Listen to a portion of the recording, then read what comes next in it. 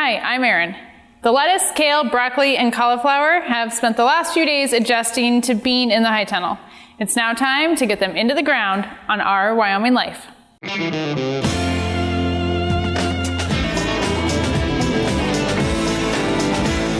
This isn't a normal video posting day for me and the gardens, but I wanted to finish what we started in last week's video.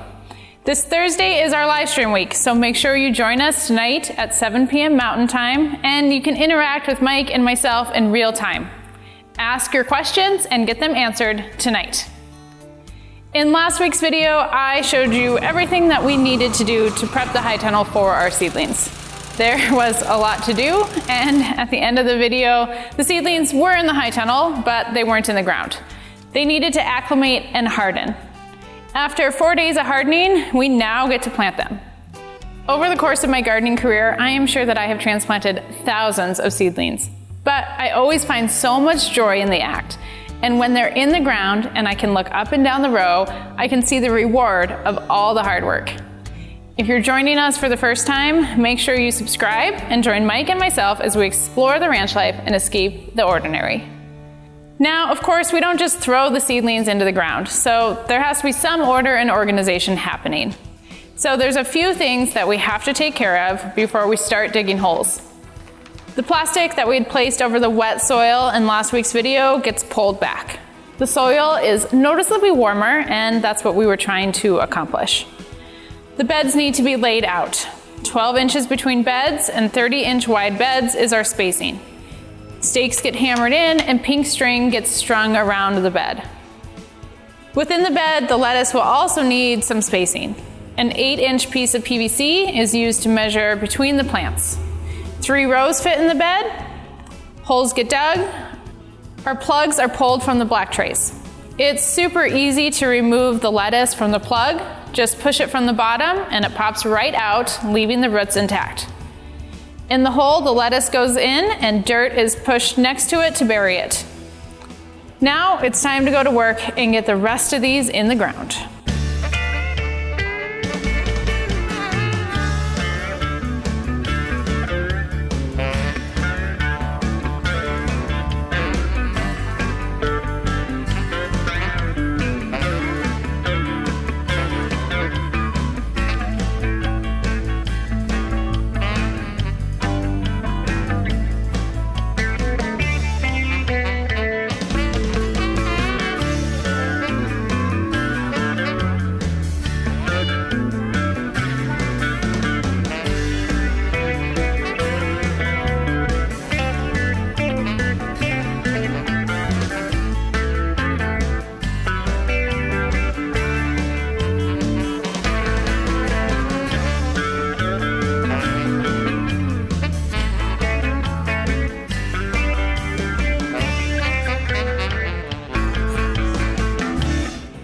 We have more lettuce than will fit in one row, so a second bed needs prepped.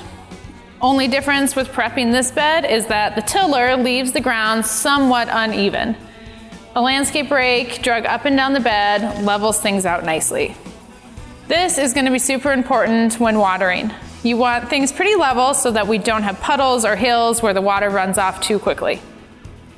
The rest of the lettuce gets planted in the second bed. It doesn't fill the entire bed, so we can use the remainder of the space for something else later on. There's still more seedlings to go, and a third bed will be used. This will be home to the kale, broccoli, and cauliflower. This bed hasn't been watered in a very long time, so that will actually be our first step. Our soil is pretty sandy, and it takes some time to get enough water in the bed without it running all over the place. I like to plant into damp soil so the seedlings aren't stressed and dry out before I get done planting and can get water on them. After watering the bed, the prep is the same as before. These seedlings will turn into rather large plants, so 15-inch spacing will be measured using a different piece of PVC pipe.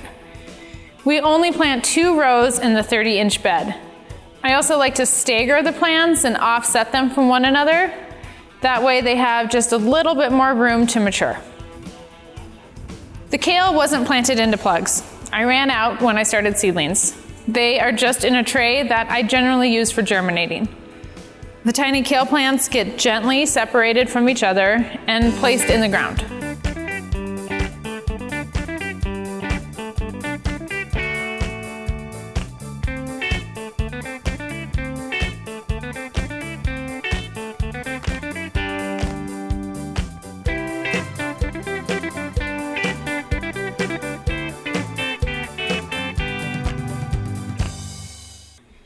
Next up is the cauliflower and broccoli.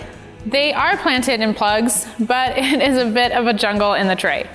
I never thinned them after they came up. It's no problem, it can just be done now. A plug is removed from the tray and the healthiest plant is selected and the others are pinched off. Then the seedling is pushed from the plug and placed into the ground. Over and over and over, the seedlings are planted and progress is made.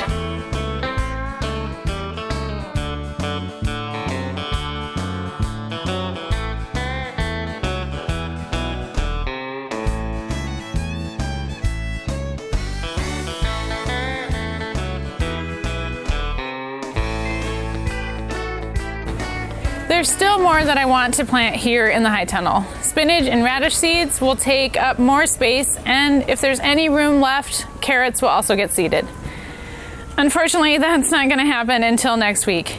We have farmers market this weekend, and I need time to get ready for the market. And the weather is going to turn cold on us this weekend, so in all honesty, the seeds probably wouldn't germinate until next week anyway.